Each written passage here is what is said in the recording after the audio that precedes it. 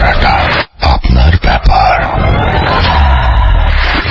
ভূত এফএম-এর Halloween special এপিসোডে আপনাদের সবাইকে স্বাগত জানাচ্ছি। আমি রাসেল এবং আশা করছি যে যেখানে আছেন ভালো আছেন এবং সুস্থ আছেন এবং অপেক্ষা করছেন ভূত এফএম-এ স্পেশাল এপিসোডের জন্য। এবং আপনাদের আজকের আমাদের যে স্পেশাল এপিসোডের স্পেশাল গেস্ট তারা অলরেডি আমাদের স্টুডিওতে, এবং আপনারা অলরেডি জেনে গেছেন যে আজকে কারা সেই স্পেশাল গেস্ট। একটা খবর দিব, সেটা হচ্ছে আজকে যারা ভূত এফএম শুনছেন তাদেরকে বলবো যে আমাদের ফেসবুক পেজের উপরে খুব ভালোভাবে লক্ষ্য রাখবেন। আমাদের ফেসবুক পেজে আজকে ভূত এফএম-এর পরেই আমরা আমাদের ভূত এফএম-এর ফার্স্ট যে ফিল্ম সেটা রিলিজ করব এবং সেটা আপনারা দেখতে পারবেন।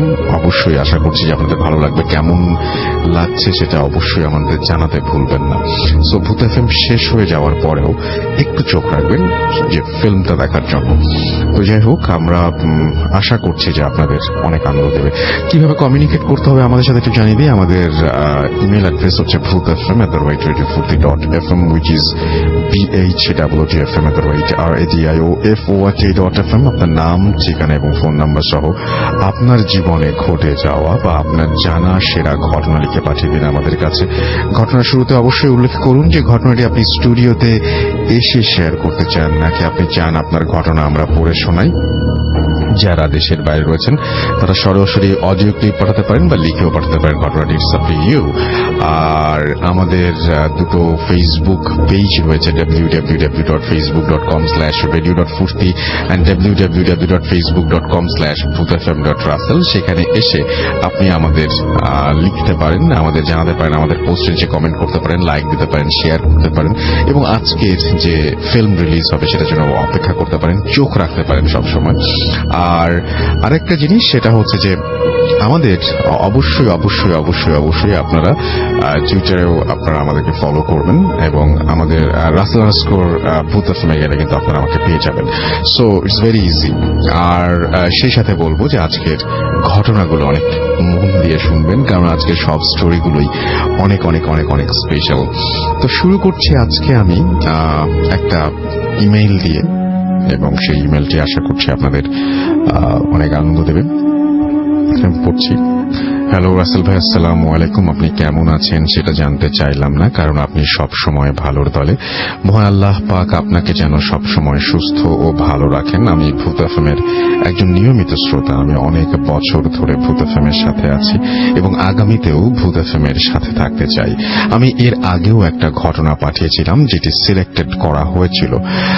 করা হয়েছিল এবং সেটা পড়ে শোনানো হয়েছিল। এর জন্য ভূত এফএম-কে ধন্যবাদ। আমার পক্ষে স্টুডিওতে আসা সম্ভব নয়, তাই ঘটনাটি লিখে পাঠালাম। আমি যে ঘটনাটি পাঠালাম সেটা নাটোরের লালপুর উপজেলাতে ঘটে যাওয়া একটি ঘটনা। একজন বীর মুক্তিযোদ্ধার সন্তানের নির্মম ঘটনা। আমি নাটোর জেলার লালপুর থানার কোনো এক গ্রামে বাস করি। বর্তমানে মাস্টার্সে পড়াশোনা করছি। ঘটনাটি লালপুর থানার দুরদুরিয়া ইউনিয়নের বীর মুক্তিযোদ্ধা আজাদ মিয়ার পরিবারের সাথে ঘটে যাওয়া একটি ঘটনা। ঘটনাটি আমি মুক্তিযোদ্ধা আজাদ মিয়ার পরিবারের কাছ থেকে শুনেছি। ওই গ্রামে অনেক প্রচলিত একটি ঘটনা। এবার ঘটনায় আসি। 1985 থেকে 1990 সালের মধ্যে ঘটনা। বীর মুক্তিযোদ্ধা আজাদ মিয়ার ছিল একটি বড় পরিবার, 5 মেয়ে ও 3 ছেলে। মাত্র 6-7 বিঘা জমি ছিল। আজাদ মিয়া একজন দরিদ্র কৃষক। অনেক কষ্ট করে এত বড় সংসারের ভার বহন করতে হতো তাকে। ছেলেদের মধ্যে বড় সন্তান লতিফ, আর ঘটনাটি তাকে নিয়ে। সংসারের অভাব অনটনের কারণে 14-15 বছর বয়স থেকে লতিফ তার পরিবারের সাথে কৃষিকাজ করতেন। লতিফ কৃষিকাজের পাশাপাশি গ্রামের বাজারে কোনো এক দোকানে কাপড় সেলাইয়ের কাজ করতেন। 1 বছরের মধ্যে লতিফ সেলাইয়ের কাজ শেখা সম্পন্ন করে। এরপর লতিফ একটি পুরনো সেলাই মেশিন ক্রয় করে তার নিজের বাড়িতেই গ্রামের মানুষদের কাপড় সেলাই করতেন তিনি। পাশাপাশি কৃষিকাজ তো আছেই, তবে তাদের অভাব অনটনের কোনো শেষ নেই। এত বড় সংসারে তার বাবা ও লতিফ উপার্জনের অর্থ দিয়ে কষ্ট করে তাদের সংসারে চালাতে হয়। লতিফের বাড়ির আশেপাশে ছিল অনেক বড় বড় কয়েকটি আম গাছ, বিশাল 2টা লিচু গাছ, আর বাড়ির চারদিকে বাঁশঝাড়। বিদ্যুৎ বিচ্ছিন্ন একটি গ্রাম। লতিফ এক গ্রীষ্মকালে প্রচন্ড গরম পড়েছিল, তখন রাতে লিচু গাছের নিচে মাদুর বিছিয়ে ঘুমাচ্ছিল। হঠাৎ লতিফের ঘুম ভেঙে গেল। চোখ খুলতেই দেখল লিচু গাছটি আলোতে ছেয়ে গেছে। এটা দেখে লতিফ প্রচন্ড ভয় পায়। ভয় পেয়ে লতিফ বাড়ির ভেতরে চলে যায়। এভাবে কিছুদিন পার হবার পর লতিফ ঘটনাটি ভুলে যায়। লতিফ আবার একদিন রাতে ওই লিচু গাছের নিচে ঘুমোচ্ছিল। তখন দেখল আবারও পুরো গাছটি আগের মতো আলোকিত হয়ে গেছে। এবার লতিফ ভয় না পেয়ে সাহস করে বিষয়টি বোঝার চেষ্টা করল এবং দেখল একটি সাদা কাপড় পরা মেয়ে। লতিফ স্পষ্ট দেখতে পাচ্ছে সাদা পোশাক পরে লিচু গাছের ডালে মেয়েটি বসে আছে, আর তার সাদা পোশাক থেকে আলো বের হচ্ছে। সেই আলোতে পুরো গাছ আলোকিত। সেই সাদা পোশাকটির নারীটিকে আর কেউ নয়, সেটি হলো একটি জিন বা পরী। এবার লতিফকে বলল সে যেন ভয় না পায়, তার কোনো ক্ষতি করবে না, সাধারণত মানুষের মতো করেই সে কথা বলছে, এবং বলল যে তাকে যে দেখেছে এই কথাটা কাউকে না বলতে। তারপরে এইভাবে প্রতিদিন রাতে কখনো লিচু গাছে কখনো বাগানের নিচে তার সাথে কথা হতো লতিফের। সে কাউকে বলেনি। হঠাৎ সবাই লক্ষ্য করল তাদের সংসারে অভাব দূর হতে লাগলো। সে এবং তার বাবা উপার্জনের অর্থ দিয়ে খুব ভালোভাবে সংসার চালাতে লাগলো। কিছু অর্থ সঞ্চয়ও হতে লাগলো। লতিফের সেলাইয়ের কাজও আগের তুলনায় অনেক বেশি হতে লাগলো। সবকিছুতে বরকত লাভ হচ্ছিল। লতিফ প্রতিদিনের মতো এক রাতে সেই মেয়েটির সাথে কথা বলছিল। হঠাৎ পাশের বাড়ির একজন দেখে ফেলে। তার নাম খলিল বিহারী, আর বিহারী বলতে পাকিস্তানি একটি বংশকে বোঝায়। তিনি একজন কবিরাজ ও কৃষক। তবে কবিরাজ হিসেবে তার অনেক সুনাম ছিল। অনেকেই বলে সে নাকি কালো জাদু করতে পারে। খলিল বিহারী লতিফকে জিজ্ঞাসা করে, এখানে তুই এত রাতে কি করিস? একটু আগে এখানে অনেক আলো দেখলাম, কিসের আলো? লতিফ বলল, কই না তো, আমি তো কোনো আলো দেখিনি। এইভাবে কথা এড়িয়ে সে বাড়িতে চলে গেল। আবারও আগের মতোই গভীর রাতে তার কথা হয়। মানুষের আসার শব্দ পেলেই সেই মেয়েটি অদৃশ্য হয়ে যায়, আলো ছড়ানো বন্ধ হয়ে যায়। এভাবে কিছুদিন চলার পরে হঠাৎ একদিন সেই মেয়েটি লতিফের সাথে দেখা করতে আসা বন্ধ করে দেয়। তারপর থেকে লতিফ অসুস্থ হয়ে পড়ে। আস্তে আস্তে লতিফ রোগা হয়ে যেতে থাকে। তার শরীরে হাড় ছাড়া মাংস ছিল না। তার সব সময় চিৎকার করে সে কান্না করত। বাদুড়ে যেমন করে ডাকে ঠিক সেভাবে কান্না করত, মাঝে মাঝে বিড়ালের মতো সুরে। লতিফের পরিবার এবার এলাকার অনেক ডাক্তার দেখিয়ে কিছুতেই ভালো করতে পারল না। তার বাবা জমি বিক্রি করে। বড় বড় ডাক্তার দেখিয়ে কোনো ডাক্তার রোগ ধরতে পারে না। অনেকদিন রাজশাহী মেডিকেল কলেজ হাসপাতালেও ভর্তি ছিল লতিফ, কিন্তু কিছুতেই কিছু হয় না। রোগটা কি সেটাও ডাক্তার বলতে পারে না। এভাবে 1 বছর পার হয়ে গেল। পরে একজনের কথা মতো তাকে চাঁপাইনবাবগঞ্জের কোনো এক হুজুরের কাছে নিয়ে যাওয়া হয়। তখন হুজুর বলেন, অনেক দেরি হয়ে গেছে, একে আর বাঁচানো যাবে না, তাকে কালো জাদু করা হয়েছে। হুজুর আরো বলেন, এই কালো জাদুটি করতে ব্যবহার করা হয়েছে একটি জীবিত বিড়ালকে। প্রথমে বিড়ালটি জবাই করা হয়েছে, তারপর বিড়ালের শরীরে কয়েক হাজার সূঁচ লাগানো হয়েছে এবং মন্ত্র পাঠ করা হয়েছে। এই কালো জাদুটি তারপরে তৈরি করা হয়েছে। এরপরে বিড়ালটি নদীর পানিতে ভাসিয়ে দেয়া হয়েছে। হুজুর বলেন, তাকে বাঁচানো যাবে না। বাঁচানো যেতে পারে, তবে একটা শর্ত আছে, ওই মৃত বিড়ালটিকে এখানে নিয়ে আসতে হবে। কিন্তু এই কাজটি কারো পক্ষে সম্ভব নয়, তাই তাকে আমার পক্ষে বাঁচানো সম্ভব নয়। হুজুর আরো বলেন, লতিফের সাথে যে মেয়েটি ছিল তার শরীর বন্ধ করার কারণে এবং বাড়িটাও কালো জাদু দিয়ে বন্ধ করার কারণে জিন পরি বা মেয়েটি লতিফের কাছে আসতে পারে না। হুজুর লতিফের শরীরের বন্ধটা নষ্ট করে দেয় এবং বাড়ি বন্ধ সেটাও নষ্ট করে দেয়। কিন্তু কে এই কালো জাদুটি করেছে সেটা হুজুর বলতে অস্বীকার করেন। এবার লতিফকে বাড়িতে নিয়ে আসা হয়। পরিবারে কান্নার ছায়া নেমে আসে। পুরো গ্রামে লতিফের কথাটি ছড়িয়ে পড়ে। গ্রামের লোকজন দলে দলে দেখতে আসে তাকে। সেই রাতেই মেয়েটি শেষবারের মতো লতিফের সাথে দেখা করতে আসে।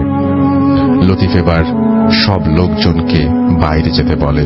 তখন মেয়েটি লতিফকে বলে, কালো জাদু দ্বারা পুরো বাড়িটি বন্ধ করে রেখেছে, তাই আমি বাড়িতে বা শরীরে প্রবেশ করতে পারিনি।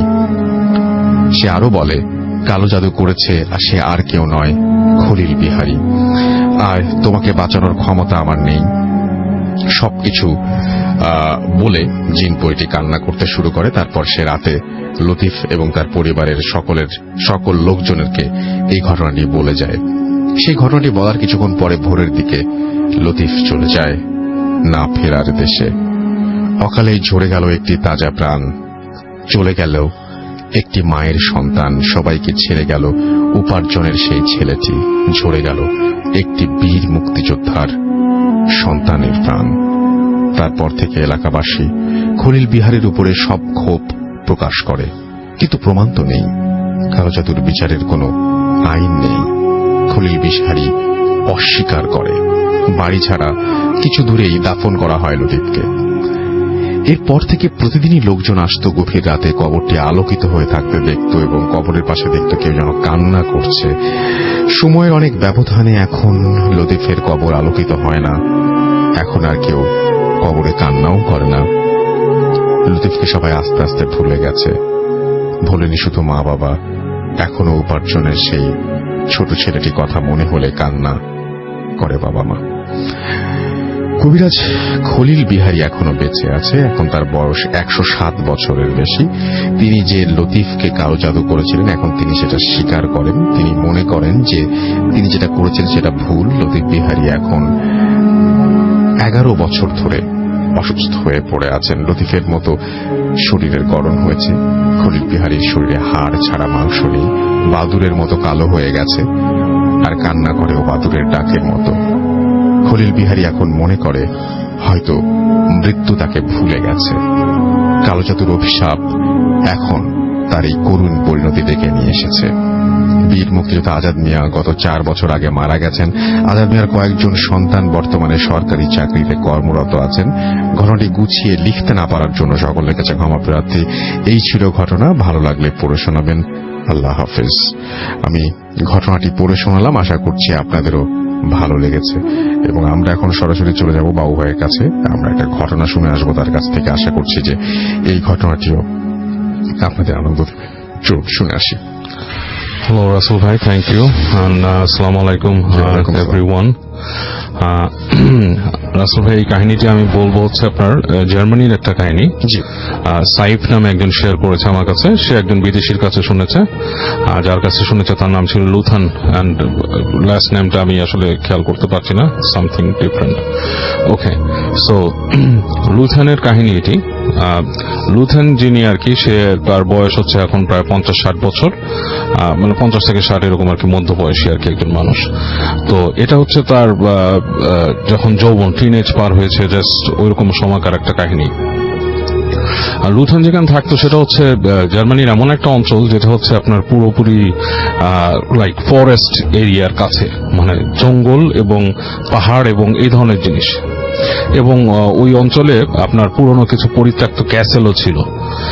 বিশেষ করে মানে একটা বড় ক্যাসেলের আন্ডারে কিছু ছোট ছোট ক্যাসেল আর কি, এরকম ছোট ছোট মানে ছাউনি, মানে এক সময়কার সেনা ছাউনি টাইপের এরকম ছিল আর কি। তো ওই অঞ্চলেও থাকতো এবং ও বেড়ে উঠছিল ওখানেই।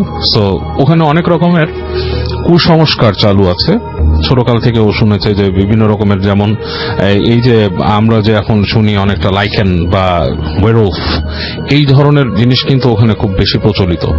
এই ধরনের মিথ যে ওরা বিশ্বাস করতো, ওই গ্রামের লোকরা, যে ওয়েরউলফ বলে কিছু আছে মিথ, যদিও অনেকেই দেখে নাই। বাট আমরা যেমন ছোটকালে রাসেল ভাই কাহিনী শুনি যে মামদভূত, গেছো ভূত, হ্যাঁ, এই ধরনের জিনিস আমরা শুনি না, যে মাছ নিতে আসছে, হাতের মধ্যে ছেঁকা দিচ্ছে, এরকম।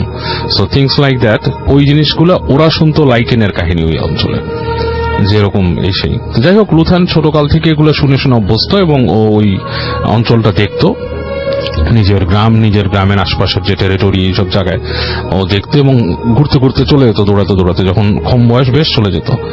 তো এরকম দেখতে দেখতে ও প্রায় ক্যাসেলগুলোর কাছে যেত, যে ওখানে ঢোকার সাহস পেত না। ওখানকার যে কিউরেটর তাকে জিজ্ঞেস করতো যে এখানে আমি ভিতরে ঢুকলে কি আছে, তো বলতো যে তুমি যাও, ওখানকার মিউজিয়াম আছে, মিউজিয়াম দেখো, কিন্তু বাট আর কিছু করতে পারবে না।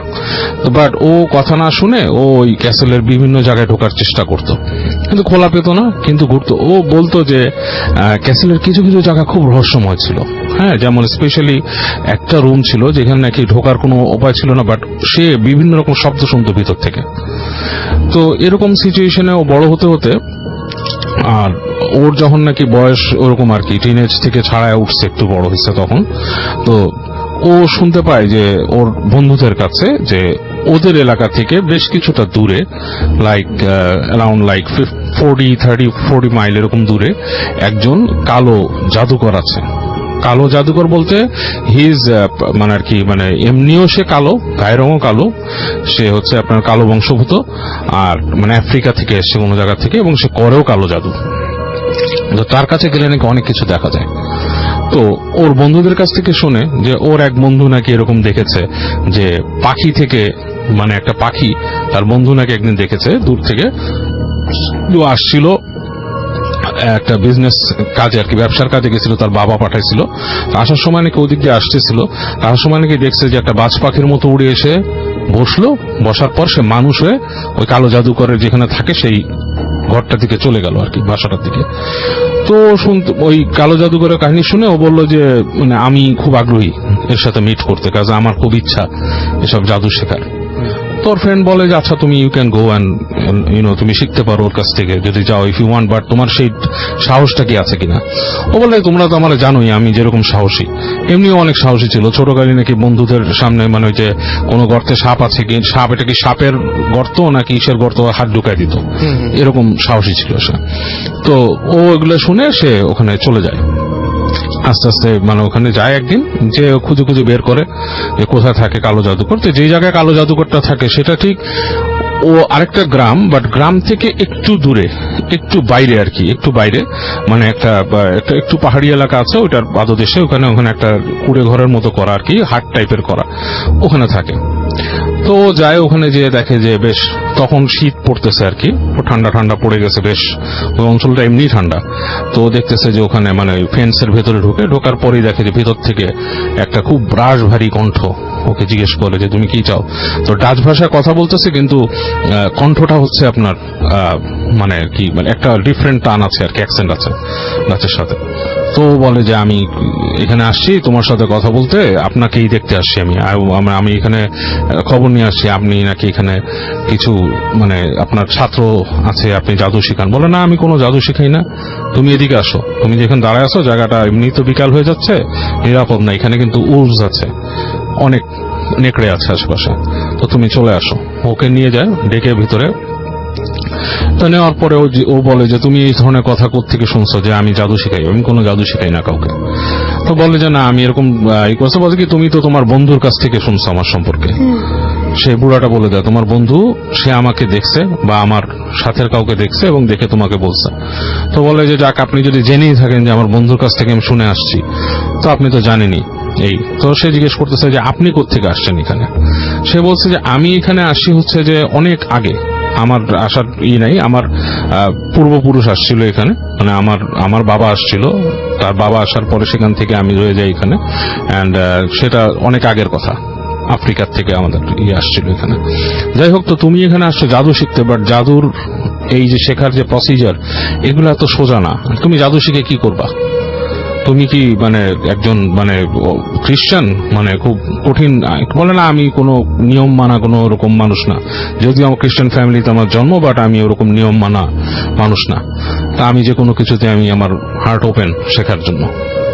তো বলে ঠিক আছে, তাহলে তুমি এখানে থাকো, কিছুদিন না থাকলে তো শিখতে পারবে না, আর আই হোপ তোমার কাছে যথেষ্ট টাকা কড়ি আছে নিজেরা চালানোর মতো কাজ, টাকা কড়ি তো আমি তোমাকে তো পারবো না। তো সে বলে হ্যাঁ আমার কাছে এটা আছে, আর আপনাকে আমি যে আপনার যদি কোনো ফি হয় বা গুরু দক্ষিণ হয় সেটাও আমি দিব। বলে ঠিক আছে তুমি থাকো। তো প্রতিদিন থাকে, ও দেখে 2 দিন 3 দিন এরকম দেখে যে কোন রকম চেঞ্জ নাই, ওই বুড়া নর্মাল মানুষের মতোই চলাফেরা করে বসে, বাট সন্ধ্যার পরে সে বসে ধ্যানে বসে থাকে এবং কিছু ওই ইনসেন্ট জ্বালিয়ে ধোঁয়ার মধ্যে বসে থাকে, ধ্যান করে। আচ্ছা, তো বলে যে আমি তো এটা শিখতে পারতেছি না কিছু, ওর মানে ওর ভিতরে একটাই আসে যে বুড়া আমাকে কিছু শেখাচ্ছে না। তো একদিন জিজ্ঞেস করে যে 2-3 দিন যাওয়ার পরে যে আপনি আমাকে শিখাবেন বলছেন এসে, বলে তুমি শিখো, বসে থেকে শিখতে পারবো, আমার সাথে ধ্যান করো। তো বলছে ধ্যানের কোনো প্রসিজার নাই, জাস্ট বসে থাকতে তো বসে থাকো আমার সাথে, এরকম ধ্যান করো। তো ওর কাছে জিনিসটা খুব বোরিং লাগে, ও মনে করে এটা ননসেন্স। ও তখন ওনাকে বলে যে আপনি যদি আমাকে আসলে কিছু শিখাইতে চান তাহলে বলেন, আদারওয়াইজ এরকম বসে থেকে আসলে আমার সময় নষ্ট করতে আমি আসি নাই। তখন বলে শোনো, তোমাকে আমি একটা কথা বলি, তুমি শিখতে আসছো আমার কাছে কালো জাদু, কালো জাদুর কোনো প্রসিজার নাই, তুমি নিকৃষ্ট কাজ করবা, যত নিকৃষ্ট মানুষ তুমি নিকৃষ্ট কাজ করবা, নিকৃষ্ট কাজ করলেই তুমি এটা শিখতে পারবা। তুমি কি নিকৃষ্ট কাজ করতে পারবা? সে বলে আপনি আমাকে একটা মানে ওয়ে বলে দেন আমি কি নিকৃষ্ট কাজ করব। বলে যাও, এই যে পাহাড় আছে, পাহাড় থেকে এতখানি দূরে মানে একটা ডিস্টেন্স, বলে এইখানে একটা গ্রেভিয়ার্ড আছে এবং ওই গ্রেভিয়ার্ডে কিছুদিন আগে একটা মেয়েকে মেরে ফেলছে, মানে ইসের থেকে তারা মানে তার অপকর্মের জন্য সে মানে করছিল আর কি, প্রেগনেন্ট হয়েছিল আর কি, এবং সে তাকে তারা ইসে শাস্তি দিয়ে মেরে ফেলছে এবং তার লাশটা ওখানে আছে। তুমি যাবা, ওই কবর খুঁড়বা, কবর খুঁড়ে তার হাড্ডি নিয়ে আসবা আমার জন্য, তার বাম হাতের হাড্ডিটা নিয়ে আসবা, এন্ড দ্যাট ইজ তোমাকে আমি বলে দিব, মানে বল তোমাকে আমি দিনক্ষণ বলে দিব, এরকম যে নিয়ে আসবা। তো তুমি যখন নিকৃষ্ট কাজ করতে পারবা তখন তুমি নিকৃষ্ট জনের মানে সহযোগিতা পাবা। তো জিনিসটা মানে মাথার মধ্যে ঢোকায়, নিকৃষ্ট কাজ এবং নিকৃষ্ট জনের সহযোগিতা। যাই হোক, তো বসে থাকে এবং ও ধ্যান করে 2 দিন, এরকম করতে করতে একদিন ওকে সন্ধ্যার সময় বলে যে আচ্ছা আজকে তোমার সময় হয়েছে, তুমি আজকে যাও, আজকে সন্ধ্যার পর থেকে তুমি যাও, বাট তুমি খেয়াল রাখবা যে তোমার যাওয়ার পথে যত কিছু আসবে তুমি কোনোটাকে কিন্তু কেয়ার করতে পারবে না। তোমার যাওয়ার পথে নেকড়ে আসতে পারে, পিছন থেকে ডাক শুনতে পারো, ভয় দেখানোর জন্য, এন্ড তুমি কিন্তু এটা ভয় পেতে পারবে না। হ্যাঁ, so you have to do, যখন তুমি হাড়টা নিবা, হাড়টা নেওয়ার পরে কিন্তু তোমাকে আর কেউ কিছু করতে পারবে না, মোটামুটি আর কেউ ক্ষতি করতে পারবে না।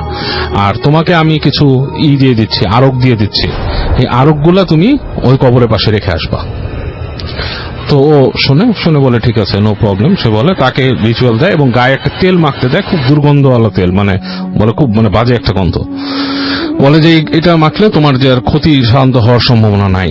তো ও চলে যায়। ও যাওয়ার আগেও জিজ্ঞেস করে যে আমি যে আপনি আমাকে যে দিবেন কিছু, আমাকে শেখাবেন, এটার দক্ষিণা কিনতে হবে। বলে এটা দক্ষিণা কিচ্ছু না, তুমি যখন এই যে যাওয়ার আগে আমাকে তুমি লিখে দিয়ে যাবা, তোমার হাত কেটে, তোমার হাত থেকে একটু কেটে তোমার ব্লাড দিয়ে আমাকে এই কাগজে লিখে দিয়ে যাবা আমি তোমার শিষ্য হলাম, এরকম কিছু কথা।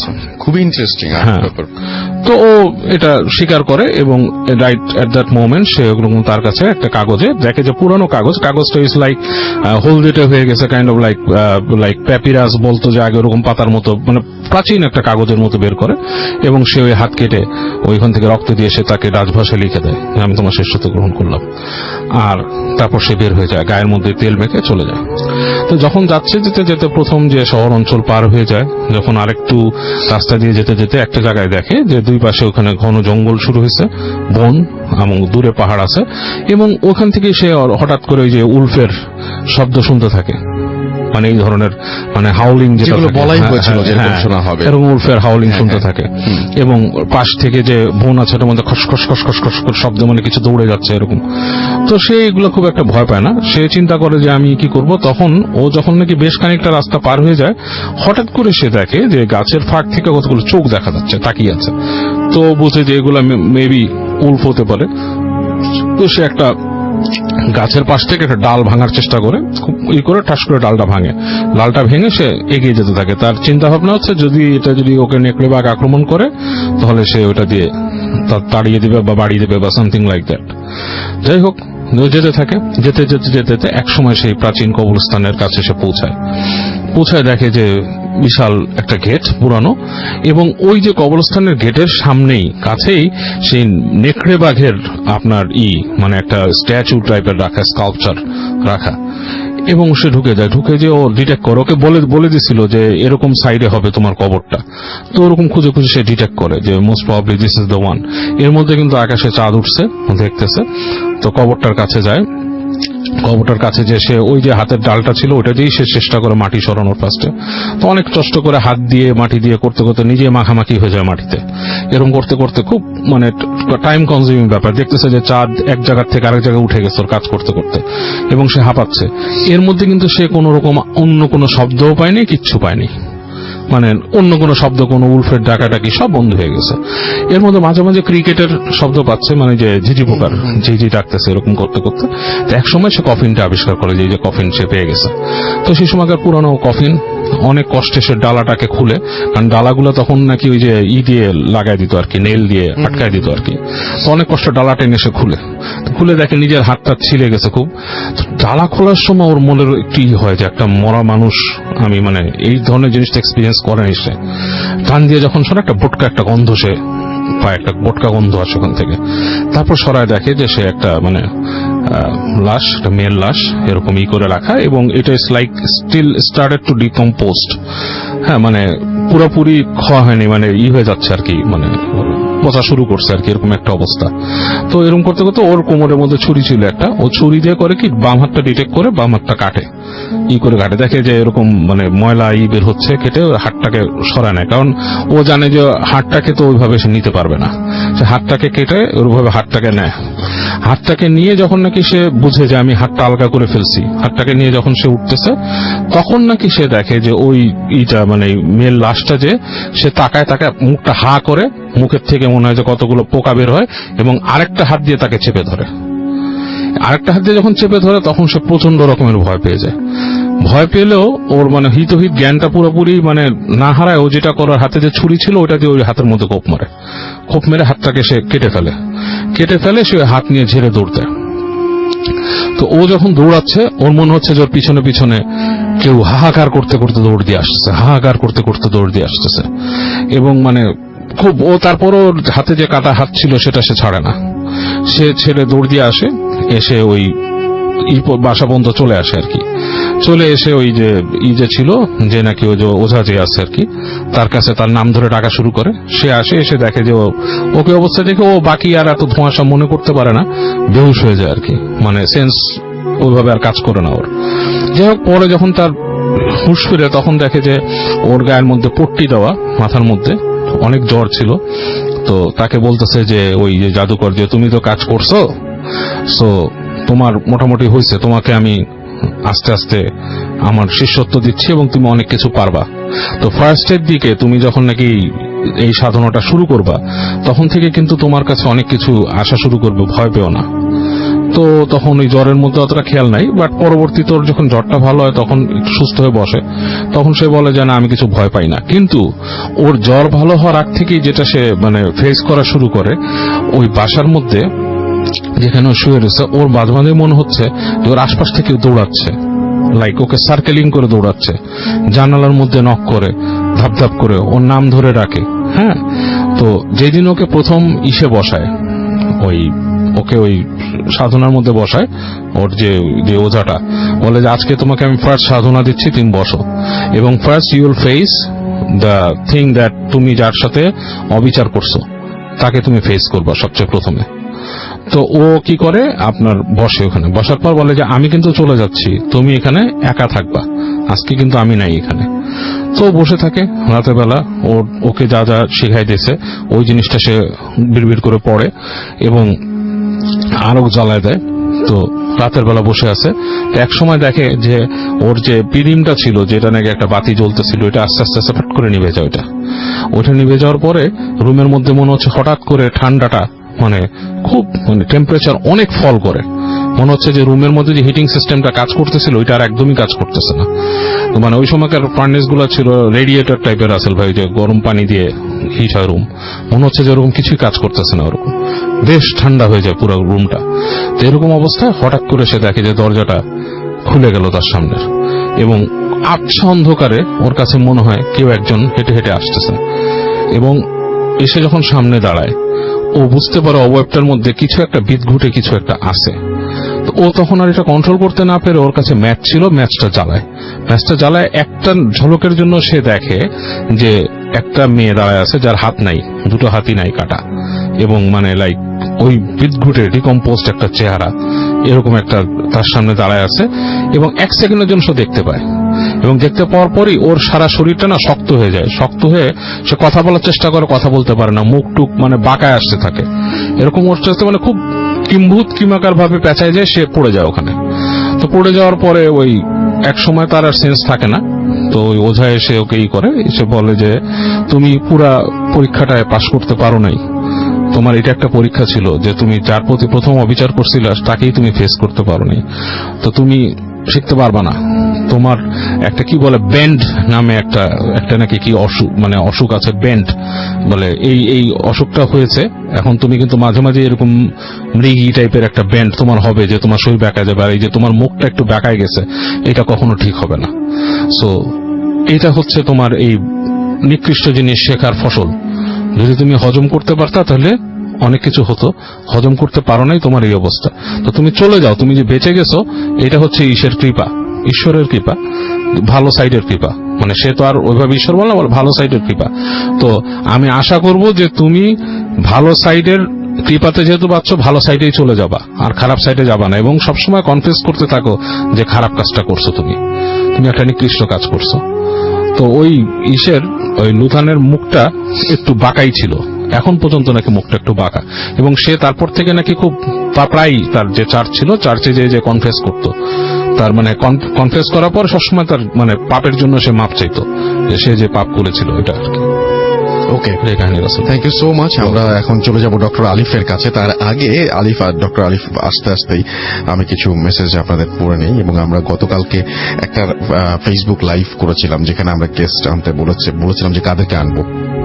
আপনারা যাদের কথা বলেছেন তারাই আজকে আমাদের অতিথি হিসেবে আছেন, এবং আমি এই জন্য আমি অনেক খুশি এবং আশা করছি যে আপনারা সবাই নিজেরাও অনেক আগ্রহ নিয়ে আছেন ঘটনা শোনার জন্য। আমরা চলে যাচ্ছি ডক্টর আলিফের কাছে, তবে তার আগে দেখি আপনারা কি লিখছেন। আপনারা অনেকেই এখানে কমেন্ট করছেন, এবং রুদ্র ইসলাম নাইম, বাবু ভাই স্টোরিটা ভালো লাগলো, লাভ ইউ ভূত এফএম লিখেছেন। এমআই মুন্না আপনার সাথে আছেন, রনি ইমেলটা খুব নাইস ছিল। শামিমুল ইসলাম শাকিল বলছে যে ও মাই গড, বাবু ভাই, ডক্টর আলিফ ও আফনান ভাই একসাথে। So he is very happy, আমার যেটা মনে হচ্ছে। আমার কাছে আরাফাত সাইব তেজ লিখেছেন, শামিমুল ইসলাম শাকিল আমাদের সঙ্গে আছে, লিখেছেন খুবই ভয়ের স্টোরি এটা। মুস্তাফিজুর রহমান আমাদের সাথে আছেন সৌমিক আবরার, আছেন এস সজীব, আছেন আমাদের সাথে আহমেদ শাকিল, আছেন ফয়সাল কবির চৌধুরী, এম রাউফ ইসলাম, হ্যাপি হ্যালোইন জানিয়েছেন রাজশাহী থেকে, এ কে আদনান আমাদের সাথে আছেন, সজীব আহমেদ আমাদের সাথে আছেন দেখতে পাচ্ছি, হাসান মাহমুদ আছেন, আরিয়ান আহমেদ ইমন, এমডি শিখন আহমেদ, এমডি রানা বিশ্বাস সহ আরো অনেকে। চলে যাচ্ছি ডক্টর আলিফের কাছে, ফিরে আসবো আবার আপনাদের কাছে। সেই পর্যন্ত আমাদের সঙ্গে থাকুন, staging for you food thrill FM. চলুন আমরা যাই। আমরা আলিফ আরেকবার বলতে হবে। আসসালামু আলাইকুম লিসেনার্স। ওয়ালাইকুম আসসালাম। থ্যাংক ইউ রাসেল ভাই। পরপর 2 সপ্তাহ আমার জন্য খুব আনএক্সপেক্টেড। সেটাই। তো এখন ঘটনা শুরুর আগে ছোট্ট একটা ইনসিডেন্টের কথা বলি। আজকের ঘটনা, আজকে আমার মানে সিস্টার ইন ল আর কি, উনি দুপুরবেলা ভাত খাওয়ার সময় আর গরুর মাংস দিয়ে ভাত খাচ্ছিলেন। তো ভাত খাওয়ার সময় গরুর একটা হাড় আটকে যায় গলার ভিতরে। আচ্ছা। এবং এমন ভাবে আটকে যায় যে উনি এতই বমি করেছেন যে সকালে যা খেলেন সেটাও সব বমিতে চলে আসে, পুরো পেট খালি, অবস্থা খুব খারাপ। এবং একটা পর্যায়ে সহ্য করতে পারছিল না। পরে আমার শাশুড়ি বললো, দেখো আমি জানি না এটা লোকটাকে, এর আগের বার যখন আমার ওয়াইফের যখন কাটা বেঁধেছিল, ভোরবেলা খুব বৃষ্টির মধ্যে আমি এই জায়গায় গেছিলাম, একটা লোককে পেয়েছিলাম, আমি জানি না আজকে সেখানে পাবো কিনা, তুমি একটু যাও আমার সাথে। আমি বললাম ঠিক আছে চলেন।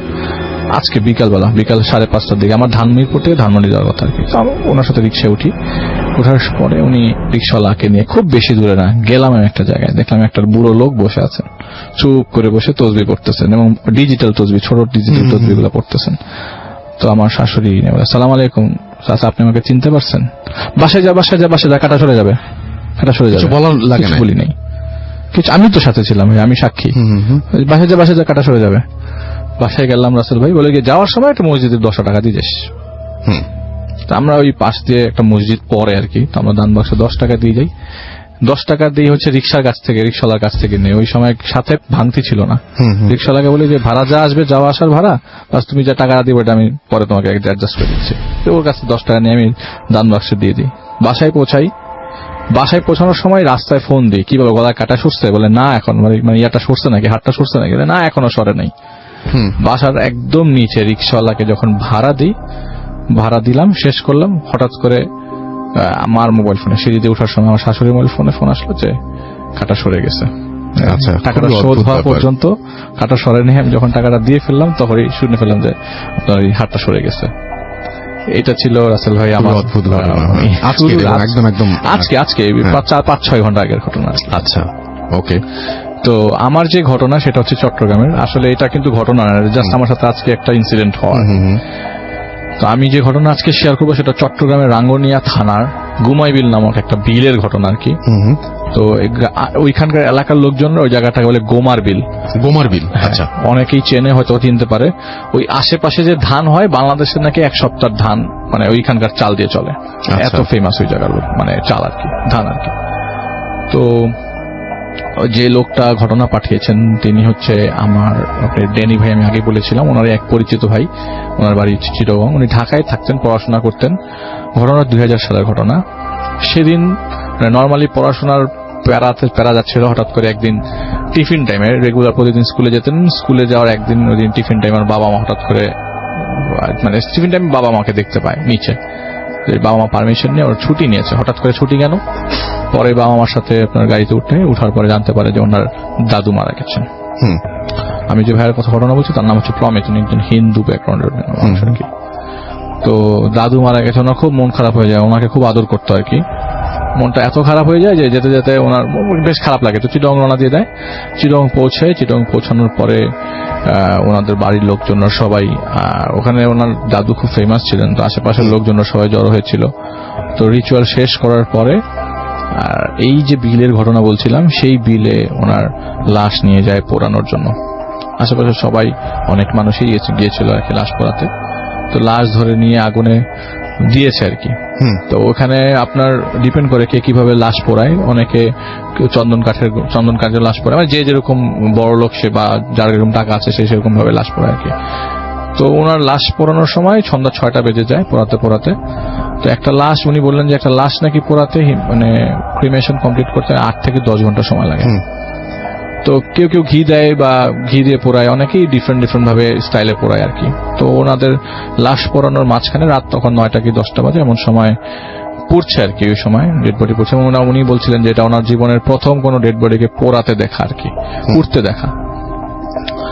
হঠাৎ করে, এটা তার দাদুর বয়স 75 to 80 হবে, হঠাৎ করে একটা লোক ঠিক 10টার দিকে তাদের ঘাড়ে হাত রাখে। এবং তার ফ্রেন্ডরা ছিল, তার 8-10 জন ফ্রেন্ড ছিল, তার দাদুর বন্ধু বান্ধব ছিল, তার বাবার বন্ধু বান্ধব ছিল, বাবা ছিলেন। হঠাৎ করে তার বাবা বলে যাই চলে যাই বাড়িতে চলো। তো এই বন্ধু বান্ধব বলছে যে যাওয়ার দরকার নেই, থাকো কিছুক্ষণ আমাদের সাথে থাকো, একদম শেষ করে যাও, তোমার তো রেসপন্সিবিলিটি আছে, তোমার তো দাদু হয়, রেসপন্সিবিলিটি আর আছে যেহেতু থাকো এখানে, একটা পর্যায়ে আমি তোমাদেরকে বাসায় নেই। তোমার মুরব্বীরা বলছিল ঠিক আছে বাবা তুমি চলে যাও, আমি ওকে নাম আমার বাড়িতে পৌঁছাই দিব না, সমস্যা নাই। তখন হঠাৎ করে তার কাঁধে একজন হাত রাখলো, হাত রেখে বলল বাবা দাদুরা আমার নাম রতন, আমি তোমার দাদুর খুব ঘনিষ্ঠ বন্ধু, ছোটবেলার বন্ধু, আমার বাড়ি এখান থেকে একটু দূরে। তো এই জায়গায় একদিন একটা লাশ পুড়িয়েছিলাম, একটা ঘটনা শেয়ার করি শোনো। তোমরা তো এখানেই আছো, ঘটনা শোনার সময় কেউ ভয় পাবা না তো? বলে না আপনি বলেন। মুরব্বী মানুষ একটা ঘটনা বলছে, হঠাৎ করে মানে একটা লাশ পুড়ছে পাশে, একটা ঘটনা শোনাটা কিরকম লাগে না? তারপর বলছে ঠিক আছে বলেন আপনি। বলে ঘটনাটা অনেক আগের। ওই লোকটা বলছিলেন, বয়স্ক লোকটা রতন দাদু যে ছিলেন, তিনি বলছেন ঘটনাটা অনেক আগের। তখন আমি সবে মাত্র বিয়ে করেছি, 7 দিন হয় বউ ঘরে তুলেছি। তো আমাদের উত্তর দিকে একটা বাড়ি ছিল, ওই বাড়িতে একটা মেয়ে ছিল, নাম হলো রিনা। আমি খুব আদর করতাম ওকে, আমাকে দাদা দাদা করে ডাকতো, আমি খুব আদর করতাম মেয়েটাকে। তো ওই মেয়েটা ছিল আমার এক কাকার মেয়ে, আমি রাসু কাকা নাম। আমি প্রতিদিনই মেয়েটাকে দেখতাম। হঠাৎ করে বাড়িতে পৌঁছালাম, সন্ধ্যার দিকে পৌঁছানোর পর শুনতে পারলাম যে মেয়েটা মারা গেছে। গতকালকে মেয়েটাকে দেখলাম উঠানে খেলছে, দৌড়াচ্ছে, 17 বছর একটা মেয়ে। কোন একটা ঘটনা ঘটে যার কারণে বিষ খেয়ে সে মেয়েটা আত্মহত্যা করে। এটা একটা সুইসাইডাল কেস ছিল। তো অনেক আগের ঘটনা। তো এত আগে পুলিশকে ডাকাও অনেক দূর পাড়ি দিতে হতো, যেহেতু অনেক অজপাড়া গায়ের মধ্যে ছিল ঘটনাটা। তো ওই দিনই রাতের বেলা আর আশেপাশে সমাজে চক্ষু লজ্জা ছিল। তো যেহেতু ওই দিন প্রচন্ড বৃষ্টি ছিল, আর মানে কাদা, মানে উনি বলে যে কাদা টাদা হাঁটু সমান কাদাটা পেরিয়ে আমি ওই বাড়িতে যাই। এই যে বাড়ির মহিলারা কান্না করছে, কিন্তু পুরা গ্রাম, পুরা আশেপাশের বাড়ি যে মাত্র 5 জন মানুষ, আমি সহ, ওই লোক সহ, রতন দাদু সহ আর কি 5 জন মানুষ। বলে যে ঘটনা শোনার সময় ওই ছেলেদেরকে বলছিল, যে ভাইয়াকে, যে ভাইরা ঘটনা শেয়ার করছে সেই ভাইরা বলছে, দেখো তোমার ডান পাশে একটা কলা বাগান আছে, কলার বাগান মানে কলার ক্ষেত আছে, তুমি এখানে দেখো, ওই জায়গাটা তাকিয়ে থেকো, আমার ঘটনা এটার সাথে রিলেটেড। তো বলতে বলতে বলে যে লাশ, এত বৃষ্টি থামার কোনো নাম নাই, এই লাশ পোড়াবো কিভাবে? প্লাস রাসু কাকারা যেই লোকের মেয়ে মারা গেছেন তারা অতটা রিচ না, আর লাশকে রেখে পরের দিন পর্যন্ত ওয়েট করার মতো অবস্থা নাই, আর বৃষ্টির সময় লাশ পড়ানো সবচেয়ে কঠিন। বলে যে এই 4 জন আমরা লাশ ধরলাম, এবং যে লোক রাসু কাকা ছিলেন তিনি হাঁটছিলেন না, এই কাদা পারি আমরা এই বিলের কাছে আসি। এই বিলের কাছে এসে লাশকে প্লেস করে একটা রাবার গাছের নিচে, মোটামুটি বৃষ্টি তখন কিছুটা কম লাগছিল, আমরা কাঠটার জোগাড় করে নিয়ে মোটামুটি লাশকে বসিয়ে দিই পোড়ানোর জন্য। তো ওনারা পোড়ানোর জন্য বসিয়ে দেওয়ার পরে আপনার লাশকে স্টার্ট করে দেয় হঠাৎ করে। আর ওই দিন বর্ষাকাল, তো উনি বলছেন যে ওনারা হচ্ছে ওই দিন হানে দিন খাওয়া টাইপ লোকজন। আচ্ছা, তো বর্ষাকাল, পাশে বিল, মাছ নাকি মানে একদম টইটুম্বুর, মানে মাছের নড়াচড়ার সাউন্ড পাচ্ছে, যে লুঙ্গি যদি ফেলি মাছ চলে আসবে, মানে অনেক মাছ। বলে যে এই লোভ সামলাতে পারলাম না, 5 জন মিলে 3 জন এখানে থাকলো, আমি আর আমার এক বন্ধু, ওনারা গেলেন হচ্ছে মাছ ধরতে ওই কলা বাগান থেকে কাছাকাছি বিলের মানে ঘাটের মতো আর কি। বিল থেকে মাছ ওরা নিয়ে ফেলেছে, মানে একটা কলা পাতার মধ্যে মাছ রেখেছিল, কোনোভাবে মাছগুলা লুঙ্গির মধ্যে পেঁচিয়ে বাইরে নিয়ে যাবে, এরকম প্ল্যানিং আর কি। তো প্রথম খাপে যতটুকু মাছ নিয়ে আসে সেটা আপনার ডাঙ্গা ঘাটে রেখে আবারও দ্বিতীয়বার যাওয়ার সময় হঠাৎ করে একটা মেয়ে দাঁড়িয়ে আছে। আচ্ছা, সাদা কাপড় পরা একটা মেয়ে ওই কলা বাগানের ঠিক কোনা দিয়ে দাঁড়িয়ে আছে। মনে হচ্ছিল যে এটা কি রিনার পরিচিত। রাত তখন 10টা 11টা 12টা বাজে, তখন গভীর রাত। রিনার তো কারো হওয়ার কথা না। একটু আগাই দেখি না, টর্চ লাইটটা মারি, টর্চ লাইটটা মারে দেখে যে কাউকে দেখা যাচ্ছে না, টর্চ লাইটে কোনো কিছু ভিজিবল না। টর্চ লাইট বন্ধ করলেই 5-6 সেকেন্ডের মধ্যে সেটা ভিজিবল হয়ে যায়। কি ব্যাপার, কাহিনী কি? একটু আগাই উনি, আগানোর পর দেখে রিনা দাঁড়িয়ে আছে, যে মেয়েটা সুইসাইড করেছে। আচ্ছা, ওইখানে দাঁড়িয়ে আছে। উনি আর কোনো কিছু না ভেবে চিন্তা করে যা খবর হবে, মাছ টাছ গেছে, যা উঠেছিলাম ওটা ফেলে উনি ওই যেখানে লাশ পোড়াচ্ছিল সেখানে চলে আসে। আর ওনাদের সাথে যেহেতু ওনারা হেল্প করেছিল, তো ওনার সাথে একটা রামদা ছিল, ওই রামদাটা উনি কাঁধের মধ্যে ঝুলিয়ে বলে যে ভাই আমি গেলাম, বাসায় বউ আছে, বাচ্চা আছে, বউ আছে এবং ভাইটাই আছে, বাবা মা আছে, আমাকে বাসা যেতে হবে। তো উনি তাড়াতাড়ি ওনার মানে বিদায় টিদায় না নিয়ে তাড়াতাড়ি চলে আসে। তো বিল ক্রস করে রাস্তায় উঠে এসে রাস্তা মানে আপনি ওনার ঘর থেকে আবার বিলটা দেখা যায় আর কি, ওই জায়গাটা দেখা যায়। উনি ওনার বাড়ির সামনে একটা সাঁকো আছে, ছোট্ট একটা চ্যানেলের মতো ছিল, এই সাঁকোটা ক্রস করে ওনার ঘর। আচ্ছা, তো সাঁকোতে প্রথমে পাড়া দিবে এবং তার পিছনে একটা আম গাছের সাথে একদম আম গাছটার পিছনে দুধু ক্ষেত আর কি, ধান ক্ষেত। হঠাৎ করে একটা মেয়ে দৌড়ে আসছে, ঘুমটা পরা একটা মেয়ে দৌড়ে আসছে, হাত উঁচিয়ে কাউকে যদি আটকানোর জন্য যেভাবে দৌড়াতে হয় সেরকম ভাবে দৌড়াচ্ছে। উনি দেখলো যে একটা মেয়ে দৌড়াচ্ছে, টর্চ মেরে চেহারা দেখার চেষ্টা করলো যে চেহারা বোঝা যায় কিনা। দেখে যে চেহারা তো বোঝা যাচ্ছে না, কিন্তু সারা শরীরের অলংকার, গয়না সব চকচক চকচক করছে। তো উনি প্রায় অর্ধেক চলে এসেছিল। কি কাহিনী, এটা কি চোর নাকি অন্য বিয়ের পরে যাতে আসর থেকে পালিয়েছে? এরকম গয়নাঘাটি তো পরে কোনো মেয়েকে কখনো দেখি নাই। আচ্ছা, হঠাৎ করে সাউন্ড আসতে থাকে, এই ভাগ, ওখানে দাঁড়িয়ে আছে, ভাগ ওখান থেকে, আজকে শেষ হয়ে যাবি। হঠাৎ করে তিনি সাঁকোর শেষ মাথায়, মানে ওনার বাড়ির সাইডের শেষ মাথায় চলে আসতে দেখে ওই মেয়েটা তার সামনে দাঁড়িয়ে আছে। তো উনি খুব ভয় পেয়ে যায়, ওনার শরীরে জ্বর চলে আসে। উনি বুঝতে পারছিলেন যে ওনার শরীরে জ্বর চলে এসছে, আর বৃষ্টি পড়ছে তো ওই মুহূর্তে, আর সারা শরীর ভেজা, শীত লাগছে, শীতে কাঁপছে। এমন সময় নম স্টাইলে এসে নিচে নেমে যায়। আর ওই মহিলাটা বলতে থাকে, ওই মহিলাটা কিন্তু রিনা না, ওই মহিলাটা বলতে থাকে আজকে তোর কল্লাটা ফেলে দিব। এটা বলতে বলতেই কিছুক্ষণের মধ্যে ভ্যানিশ হয়ে যায়। উনি আশেপাশে তাকিয়ে দেখে কেউ নাই। উনি দৌড়ে তার ঘরের মধ্যে পিছলে যেভাবে পারে, এর মধ্যে 2-3 বার পড়েও গেছে। ঘরের মধ্যে ঢোকার পরপরই সে দরজা জানালা বন্ধ করে ফেলে। সাউন্ড আসতে থাকে রাসেল ভাই বাড়ি থেকে, ও রতন দা, রতনদা আমার খুব কষ্ট হচ্ছে, হুম। রতনদা আমাকে একটু বাঁচান, আমি পুড়ে যাচ্ছি, শেষ হয়ে যাচ্ছি, আমার সারা শরীর জ্বলতেছে, রতনদা আমাকে একটু বাঁচান। রিনার ভয়েস আসতে থাকে, তার ঘর থেকে তিনি রিনার ভয়েস পেতে থাকেন এবং অনেকক্ষণ যাবত পেতে থাকেন। তো উনি দরজা মানে জানালা হালকা করে ফাঁকা করে দেখেন যে দূর থেকে যে ওই ডেড বডি এখনো পুড়ছে, তখনও পুড়ছিল। আচ্ছা, তো ওই মুহূর্ত পর অনেক সময় পার হয়ে যায়, কিন্তু সারা রাত তিনি এরকম শব্দ শুনতে থাকেন, রতনদা আমাকে বাঁচান, রতনদা আমাকে বাঁচান। পরের দিন সকালবেলা শুনতে পারে যে 17 ঘন্টা সেই লাশটা 17 ঘন্টা পরে, পোড়ার পরে বিশেষ থামার পরে আস্তে আস্তে উনি লাশটা পোড়াতে পারে আর কি।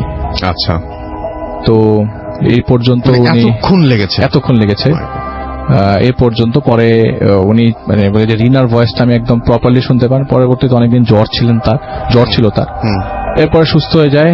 পরে উনি বলে যে এটাই ছিল ওনার ঘটনা, এইটাই যে ভাইটা আমাকে শেয়ার করেছেন প্রমিত, উনি এই ঘটনাটা তার এই দাদুর কাছ থেকে পেয়েছেন, অনেক আগের ঘটনা। ওকে, এটা ছিল আসলে। Thank you so much, thank you doctor Alif, আপনাকে অনেক ধন্যবাদ আপনার ঘটনাটা শেয়ার করার জন্য। আমরা চলে যাব আফনান ভাইয়ের কাছে, এবং আফনান ভাইয়ের কাছে আমরা তৃতীয় ঘটনাটি শুনবো। আশা করছি যে এই ঘটনাটিও আপনাদের ভালো লাগবে। আসছেন আফনান ভাই, জি শুনিয়ে তাহলে আপনার ঘটনা। আসসালামু আলাইকুম।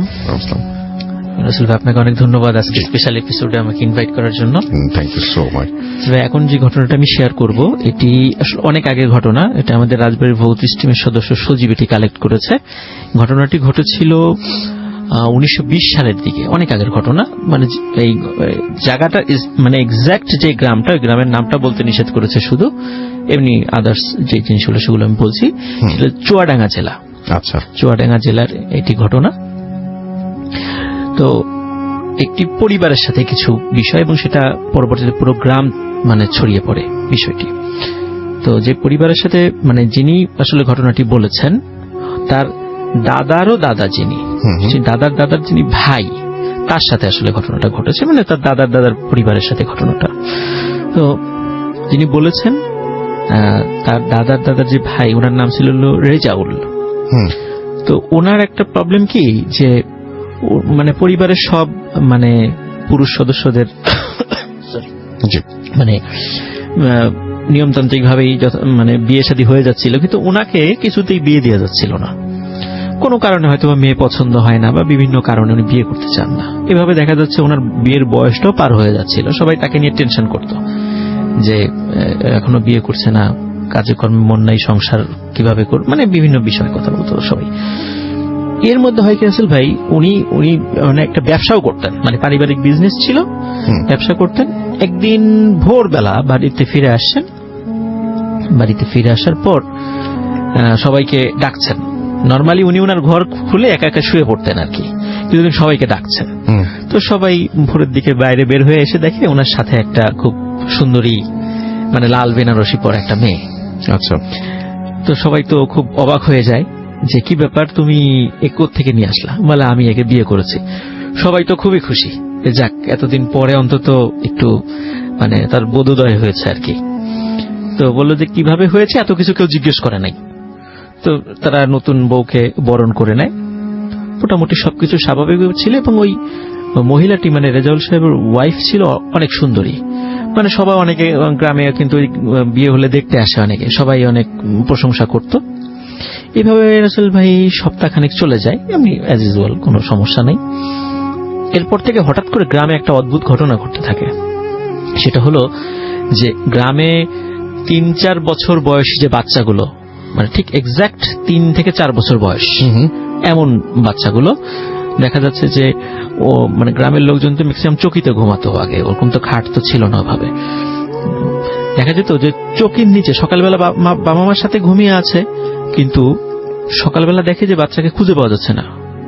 দেখা যাচ্ছে যে তাকে খুঁজতে খুঁজতে হঠাৎ করে চকির নিচে তাকে পাওয়া যায়। তার বাচ্চার 2টা হাত এই যে মানে একদম মানে এটা কি মানে আমাদের শোল্ডার থেকে মানে ছেঁড়া, এবং ঘাটটা ঠিক মানে মুচড়িয়ে মনে হয় উল্টা দিকে নিয়ে গেছে, এমন একটা অবস্থা। এবং এই হাতের মাংসগুলোকে জাস্ট হাড়গুলো ফেলে রাখা, খুব মানে বিভৎস একটা ব্যাপার আর কি একদম। তো এটা প্রথম দিকে মনে করে হয়তো বা কোনো হিংস্র জন্তু ঘরে ঢুকেছিল, কিন্তু হিংস্র জন্তু ঘরে ঢুকবে কিভাবে, ঘরের দরজা তো বন্ধ ছিল। তো এটা প্রথম দিকে মানে একটু আলোড়ন সৃষ্টি হয়। কিন্তু রাসেল ভাই মানে সপ্তাহ গড়াতে না গড়াতেই এরকম ঘটনা কিন্তু বারবার ঘটতো। আচ্ছা, তো গ্রামের লোকজন চিন্তা করে গ্রামে কোনো অশুভ ছায়া পড়েছে, কোনো প্রেত বা এই টাইপের কিছু বা পিশাচ গ্রামে ভর করেছে, এই জন্য তারা তান্ত্রিকের কাছে যাওয়া শুরু করে। তো তান্ত্রিক আবার গ্রাম বন্ধ করার যে রিচুয়াল গুলো আছে, তার মানে তাদের যে প্রক্রিয়া আর কি, তারা সেভাবে করে বলে আমি গ্রাম বন্ধ করে দিচ্ছি, কোনো সমস্যা নেই। কিন্তু এরপরও রাসেল ভাই ঘটনাগুলো ঘটতো। এই কারণে দেখা যাচ্ছে অনেকেই গ্রাম ছেড়ে চলে যাওয়া শুরু করে, মানে যখন এটা কোনো সমাধান হচ্ছিল না। এই যে রেজাউল সাহেব যিনি, উনি এই বিষয়গুলো নিজেও চিন্তা করতেন যে কিভাবে হয়, ওনার ওয়াইফের সাথেও শেয়ার করতেন কেন এগুলো হয়। ওনার ওয়াইফ স্বাভাবিকভাবে মানে জবাব দিত যে হয়তো বা কোনো এই যে অশরীরী বা এই টাইপের কিছু হয়তো বা এরকম বলতো আর কি, বা আমি এগুলো অত কিছু জানি না, এরকম হতে পারে, এরকম একটা ধারণা দিত। তো একদিন উনি মানে রেজাউল সাহেব উনি ঘুমিয়ে আছেন, হঠাৎ রাতের বেলা উনি ফিল করলেন ওনার পাশে ওনার ওয়াইফ নাই। তখন উনি চিন্তা করলেন যে হয়তো বা রাতের বেলা ওয়াশরুমে গেছে। কিন্তু একটা বিষয় চিন্তা করলেন যে ওয়াশরুমে যাওয়ার আমাকে তো ডাক তো দেবে, কিন্তু ডাক দিল না, চলে গেল। আচ্ছা ঠিক আছে, উনি আবার ঘুমিয়ে পড়লেন। তো পরের দিন সকালে শোনেন যে তার পাশের গ্রামে ওই একটা বাচ্চার এই ধরনের ঘটনা ঘটেছে। তখন উনি তখনও কিছু চিন্তা করেন নাই। এর কিছুদিন পর আবার হঠাৎ করে উনি রাত্রেবেলা ফিল করলেন ওনার ওয়াইফ ওনার পাশে নেই। তখন উনি ঘটনাক্রমে ওদিনও উনি আবার মানে ওয়াশরুমে যাওয়ার জন্য উঠেছেন। তো চিন্তা করেন হয়তো ওনার ওয়াইফ ওয়াশরুমে গিয়েছে, তা আমি বাইরে যাই। তো বাইরে গিয়ে বাড়িতে একটাই ওয়াশরুম ছিল, তো উনি বাইরে দাঁড়িয়ে আছেন। তো অনেকক্ষণ হয়ে যায়, কোনো সারা শব্দ নাই, কিছু নাই। তো উনি ওয়াশরুমের দরজায় নক করেন, দেখেন ভিতর থেকেও কোনো সারা শব্দ নেই। তো চিন্তা করলেন আসলে কি ভিতরে কেউ আছে কিনা, এটা চিন্তা করে দরজাটা টান দেন, দেখেন আসলে ভিতরে কেউ নাই, ভিতরে ফাঁকা। তো উনি পরবর্তীতে ঘরে ফিরে এসে দেখেন ওনার ওয়াইফ শুয়ে আছে। তো বলে কি ব্যাপার, তুমি কোথায় গেছিলা? বলে আমি তো ওয়াশরুমে গেছিলাম। তোমাকে তো দেখলাম না কোথাও। আমি তো গেছিলাম, তুমি তো খেয়াল করো নাই। তো যাই হোক, উনি আর কোনো কথা বাড়ান নাই। রাতের বেলা উনি ঘুমিয়ে পড়েন। পরের দিন সকালবেলা রাসেল ভাই এই যে বাচ্চার সাথে ঘটনা আবার একটা ঘটে। তো এরপর উনি একটু একটু করে সন্দেহ করতে থাকেন, একটু রহস্য। কারণ উনি যেহেতু ব্যবসা বাণিজ্য করতেন, বিভিন্ন জায়গায় যেতেন, বিভিন্ন কথা শুনতেন, বিভিন্ন আলোচনা হতো, এগুলো উনি শুনতেন। তো উনি বিষয়টা একটু চিন্তা করেন, কিন্তু চিন্তা করে কোনো সমাধান করতে পারেন না। এই ঘটনার 2-3 দিন পর রাসেল ভাই হঠাৎ একদিন রাতের বেলা উনি ঘুমিয়ে আছেন, দেখে যে চারদিকে মানে প্রচন্ড হই হট্টগোল শব্দ। এখন বাড়ির সবাই বের হয়ে এসে দেখে যে চতুর্দিক থেকে গ্রামবাসী মশাল নিয়ে ওনাদের বাড়ি ঘিরে ফেলেছে। কি ব্যাপার? বলে যে একটা মহিলার মতো লোককে মানে মানুষকে তোমাদের বাড়ির দিকে দৌড়ে যেতে দেখেছে। আমরা রাতেরবেলা পাহারা বসিয়েছিলাম, তো একটা মহিলার মতো তোমাদের বাড়ি, এই সেই অশরীরী যে তোমার বাড়ির ভিতরে ঢুকছে, নিশ্চয়ই তোমার বাড়ির কাউকে ক্ষতি করবে। তখন উনি বলেন আমার বাড়ির কাকে ক্ষতি করবে? উনি বাড়িতে গিয়ে দেখেন যে সবাই ঠিকঠাক আছে, তোমার ওয়াইফ আছে, নিয়ে আসেন। তো বলে যে ঠিক আছে তোমরা সাবধানে থেকো। গ্রামবাসী টের পান নাই যে এই বাসায় আসলে কোনো একটা ঘটনা আছে। তো ওনারা গ্রামবাসী চলে যায়, বলে যে তোমরা সাবধানে থেকো। কিন্তু এই ঘটনার পর রাসেল ভাই ওই রেজাউল সাহেবের মনে একটা দৃঢ় একটা সন্দেহ দানা বাঁধতে থাকে যে আসলে বিষয়টা কি। কিন্তু ওনার ওয়াইফ যখন কিছুটা বুঝতে পেরেছেন যে হাজবেন্ড সন্দেহ করেছে, ওই রাত্রেই রেজাউল সাহেবের উপর নেমে আসে ভয়ঙ্কর একটা দুর্ঘটনা। তো উনি যখন ভোরের দিকে হঠাৎ করে উনি প্রচন্ড মানে যন্ত্রণা অনুভব করেন ওনার হাতে, এবং উনি যন্ত্রণায় চিৎকার করে উঠে দেখেন যে ওনার হাতের দুটো আঙ্গুল মানে এক কামড়ে মানে আলাদা করে ফেলেছে ওনার ওয়াইফ, এবং ওনার ওয়াইফ মুখ ভর্তি রক্ত। এই দৃশ্য দেখার পরে উনি ওইটাই ছিল ওনার ওয়াইফের সাথে ওনার শেষ দেখা। ওনার চোখের সামনেই ওনার ওয়াইফ অদৃশ্য হয়ে যায়, এবং উনি চিৎকার চেঁচামেচি করতে থাকেন। বাড়ির লোকজন চলে আসে, বলে এই যে দেখো আমার দুটো আঙ্গুল নাই। তখন সবাই বলে কি হয়েছে? বলে এই যে আমার ওয়াইফের সাথে আমার ওয়াইফ এই ঘটনাটা ঘটিয়েছে। তখন সবাই বলে যে এতদিন তো তোমাকে জিজ্ঞাসা করি নাই, বা তুমি তো এতদিন বলো নাই যে তুমি কাকে কোথা থেকে বিয়ে করে নিয়ে আসছো, এবার বলো তো আসলে ঘটনাটা কি। তখন উনি বলেন যে আমি গঞ্জ থেকে যখন ফিরছিলাম ওই দিন কোনো কারণে আমার দেরি হয়ে যায়। দেরি হয়ে যাওয়ার পরে নর্মালি দিনের বেলায় ফিরে আসি, কিন্তু ওই দিন আসতে আসতে মোটামুটি নদীর পাশ দিয়ে একটা শ্মশান পার হয়ে আসতে হয়। ওখানে একটা বড় একটা শেওড়া গাছও ছিল। তো একদিন দেখি যে লাল টুকটুকে শাড়ি পরা একটা মেয়ে খুব কান্নাকাটি করছে, মানে রাতের বেলা উনি একাই ছিলেন, মানে আসছিলেন। তো উনি সহানুভূতির মানে মন নিয়ে জিজ্ঞেস করেন, কি ব্যাপার তুমি কাঁদছো কেন? তখন ওই মেয়ে বলে যে আমার তো সহজে বিয়ে হয় না, প্রতিবার বিয়ে ভেঙে যায়। তো আজকেও আমি মানে সাজুগুজু করে আসছি, আমার মানে বরপক্ষ দেখতে আসার কথা, কিন্তু আমার বিয়েটা আবারও ভেঙে গেল। এই জন্য আমি আর জীবন রাখবো না, আমি মরতে আসছি এখানে। তখন ওনার মনে সহানুভূতি হয়, তখন উনি ওনাকে আসলে নিয়ে আসেন। তখন তখন উনি এইটাই ছিল আসলে ওই শ্মশান থেকে ওনাকে নিয়ে আসছিল। উনি কখনো চিন্তা করেন না যে এই ধরনের ঘটনা ঘটতে পারে। এরপরে রাসেল ভাই রেজাউল সাহেবের ভিতরে একটা অদ্ভুত বিষয় কাজ করতে শুরু করে। সেটা হচ্ছে ওই যে জলাতঙ্ক রোগী, সাধারণত দেখা যাচ্ছে যে জলাতঙ্ক আক্রান্ত কোনো প্রাণী যদি কোনো মানুষকে বা কোনো প্রাণীকে কামড় দেয়, দেখা যাচ্ছে যে ওই ভ্যাম্পায়ার মুভির মতো সেও আস্তে আস্তে কিন্তু ওই মানে রোগে আক্রান্ত হয়ে যায় একটা সময়, এবং সে এক সময় মারাও যায়। সেও মানুষকে কামড়াতে চায়। এই রেজাউলের মধ্যে এই বিষয়টা সংক্রমিত হয়ে যায়। সে মানুষকে দেখলে কামড়াতে যেত, আর স্পেশালি মানুষের হাতে গিয়ে কামড় দিত, অন্য কোথাও না, হাতে গিয়ে কামড় দিত। এবং যখন আজান হতো, মনে হতো যে তার মানে শরীরে যন্ত্রণা শুরু হয়ে গেছে। সে দু কানের মধ্যে আঙ্গুল গুজে দিয়ে মানে চেষ্টা করতো কোনোভাবে যেন আজানের শব্দ তার কানে না যায়। আর যখনই মানে কোনো ভালো আলেম বা কোনো ভালো লোক উনি দেখতেন, সাথে সাথে মানে দৌড়ে মানে বাদরের মতো গাছে উঠে যেতেন। আসলে উনি কিন্তু গাছে উঠতে জানতেন না, কিন্তু অথচ উনি বাদরের মতো গাছে উঠে যেতেন, মানে কোনো ভালো লোক উনি সামনে দেখতে পাচ্ছেন না। তো এই রকম মানুষকে উনি কামড় দিতে যায়, বা এই যে মানুষ গ্রামবাসী খুব অতিষ্ঠ হয়ে যায়। একদিন গ্রামবাসী অতিষ্ঠ হয়ে ওনাকে পিটিয়েই মেরে ফেলে। ওনার এইভাবে একটা মর্মান্তিক মৃত্যু হয়। মৃত্যু হওয়ার পর মানে ঘটনা স্বাভাবিক, মানে গ্রাম একদম এই সবাই তো বুঝতে পারে এই বিষয় ছিল। ওনার ওয়াইফকেও তো আর পরবর্তীতে কেউ দেখে নাই। তবে একটা অদ্ভুত ঘটনা নাকি মানে এখনো অত্র অঞ্চলে একটা প্রচলিত আছে। সেটা হলো কখনো কখনো চাঁদের আলোতে অনেকেই নাকি ওই রেজাউল এবং তার ওয়াইফকে চাঁদের আলোতে দেখে এখনো, যে তারা হেঁটে যাচ্ছে একসাথে, এখনো দেখে। ওইটা মোটামুটি চুয়াডাঙ্গার ওই গ্রামে কথাটি প্রচলিত আছে আর কি। তো এটাই ছিল রাসেল ভাই আমার first story. Thank you so much, thank you, আপনাকে অনেক ধন্যবাদ। এবং আমাদের সঙ্গে আরো একজন নতুন অতিথি আছেন, তার একটা ঘটনা আমরা শুনব। এবং আপনার নামটা প্লিজ একটু বলবেন, আপনি কোথা থেকে এসেছেন সেটা বলবেন, তারপরে আপনার ঘটনায় যাব। যে আপনার নামটা একটু। ধন্যবাদ রাসেল ভাই। আমি আবু আলতামাজ সৌনক, পুরান ঢাকা থেকে, সূত্রপুর থেকে এসেছি। তো আমি আমার ঘটনায় ফিরে যাচ্ছি। একটু শুরু থেকে বলে নিলে ভালো হয়। আমার জন্মটা বেসিক্যালি অমাবস্যা রাতে হয়েছিল, যখন হিন্দুদের কালী পূজা হয় তখন।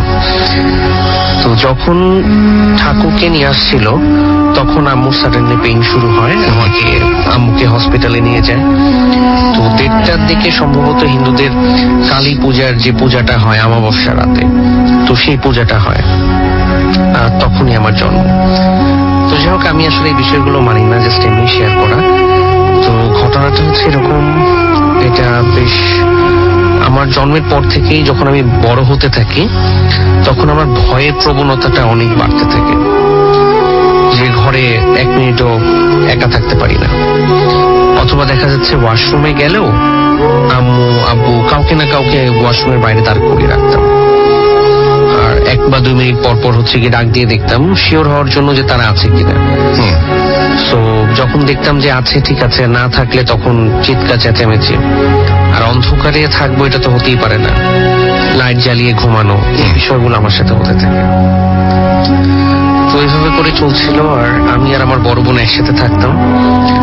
তো আপু যেটা করতো, আমি তো যেটা বললাম যে অন্ধকার সহ্য করতে পারতাম না, তো সবসময় লাইট জ্বালিয়ে ঘুমাতো। মানে আমি লাইট জ্বালিয়ে ঘুমাতে চেতাম, আর অন্ধকার না, আমার অন্ধকার লাগবে। আর আমাকে প্রচুর পরিমাণে ভয় দেখাতো।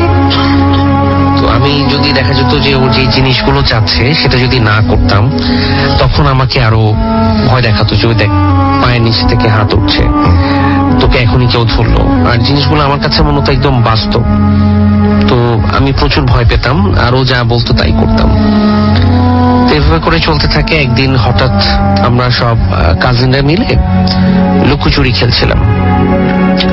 তো বাসার বর্ণটা একটু দিয়ে নিচ্ছি।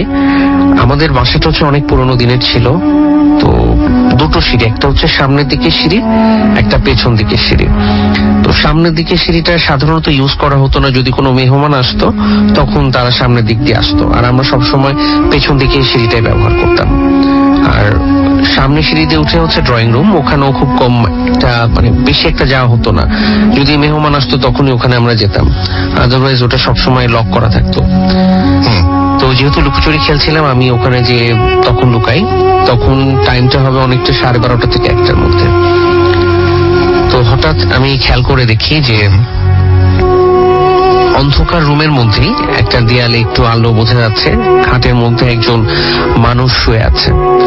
তো ওটা অনেকটা হচ্ছে গিয়ে মসজিদে যখন হুজুররা থাকে নামাজ পড়ে এক ধরনের মাথায় ঘুমটার মতো কিছু দেয়, রুমাল জাতীয়। তো এমন মনে হচ্ছে যে কেউ একজন খুব বুজুর্গ একজন মানুষ শুয়ে আছে। সো উনি তাকিয়ে বলতে উনি হাসছেন, আর খুব সুন্দর একটা গন্ধ ছিল, মানে আমি এরকম গন্ধ এখন পর্যন্ত আর পাইনি। তো আমি চিৎকার দিয়ে বেরিয়ে চলে আসি, আম্মু চাচি সবাইকে বলি যে আমি এরকম তো কিছু একটা দেখলাম। সবাই আমার সাথে আসে, এসে রুমে যেয়ে দেখে যে না আসলে কিছুই নাই। যেটা বলো তুমি তো সবসময় ভয়ই পাও, এরকম কিছুই হয়নি, এটা তোমার ভুল ধারণা, মনের ভুল বা ভুল ধারণা। আমি অনেক চেষ্টা করি সবাইকে বোঝাতে, কিন্তু কেউ বিশ্বাস করে না। তো যাই হোক, সেদিন রাতে আমি ঘুমাচ্ছিলাম, আমরা মশারি টাঙিয়ে ঘুমাতাম। তো যেটা হয়, আমি আমার মনের অজান্তে মানে আমি বুঝতে পারছি যে হচ্ছে, বাট কেন হচ্ছে আমি কি করছি আমি বুঝতে পারছিলাম না। তো আমি আমার রুম থেকে বেরিয়ে বারান্দা দিয়ে হেঁটে হচ্ছে একদম লাস্ট প্রান্তে, যেটা বললাম আমাদের ড্রয়িং রুমটা ছিল, ওখানে আমি ঢুকলাম। তো ঢোকার পরে যেটা হয়, সাডেনলি গেটটা বন্ধ হয়ে যায়। আমি আবার সেই স্মেলটা পাই যে খুব সুন্দর একটা গন্ধ। আমি বুঝতে পারছি, আলোতে বোঝা যাচ্ছে একটা শ্যাডো, যে কেউ একজন শুয়ে আছে। তো তিনি আমাকে বললেন যে এই সোফাটায় বসো। আমি গিয়ে বসলাম। আমি জাস্ট খুব ভয়ে ভয়ে বলছি যে দেখেন আপনি কেন আমাকে ভয় দেখাচ্ছেন, আমি তো খুব ভয় পাচ্ছি। তো উনি আমাকে বললেন যে কোথায়, না তো ভয় পেলে তো এত রাতে তুমি আসতে না, আর তুমি আসলে ভয় পাচ্ছ না, আর এখন থেকে তুমি কখনো ভয় পাবে না। তো এরপরে আমার আর কিছু মনে নেই। সকালে আমার যখন ঘুম ভাঙে, দেখে যে আমি আমার ঘরের বিছানার নিচে মানে খাটের নিচে শুয়েছিলাম। তো ঘুম থেকে ওঠার পরে বলে যে কেন এখানে কি করছো, বাট আমি তখন আসলে কারোর সাথে বিষয়গুলো শেয়ার করিনি, কারণ আমি বললেই সবাই একটাই কথা বলে যে আমার ভ্রান্ত ধারণা, ভুল ধারণা, যেহেতু আমি ভয় পাই। তো এরপর থেকে যেটা হয়, আমি আস্তে আস্তে বড় হওয়া শুরু করি, বাট এখন পর্যন্ত কিন্তু আমি আর ভয় পাই না। আর অন দ্য আদার হ্যান্ড যেটা হয়, এখন কিন্তু আমার বড় বোন প্রচুর পরিমাণে ভয় পায়। বিষয়টা এরকম না যে উল্টো হয়ে গেছে, ওর বিয়ে হয়ে গেছে, একটা বাবু আছে, বাট ও এখনো ঘরের টিউবলাইট জ্বালিয়ে মানে রড লাইট যেটা আমরা বলি জ্বালিয়ে ঘুমায়। সো অন্ধকার ও থাকতে পারে না। আর যেটা আপনাকে বলছিলাম যে একটা স্মেল পেতাম, তো আমি কিন্তু ওনার সাথে অনেকবার কথা বলেছি। তো এটা যদি হ্যালুসিনেশন হতো, এটা এতবার হতো না। আর আমি ওনার সাথে লাস্ট আমার কথা হয় 2003 বা 2004 এরকম। তো উনি যাওয়ার সময় আমাকে জাস্ট বলে যায় যে এটাই হয়তোবা শেষ, দেখে পরে আর দেখা হচ্ছে না। তা আমি তখন ওনাকে বললাম কেন, মানে তাহলে আপনি চলে গেলে তো আমি আবারও ভয় পাবো। তো উনি বললেন যে না, তুমি আর কখনোই ভয় পাবে না, বাট একটু চেষ্টা করো তোমার রাগটা কন্ট্রোল করার জন্য। আচ্ছা, ওকে। সো এটাই আমার ছিল প্রথম story. Thank you so much, আপনাকে অনেক ধন্যবাদ। আমরা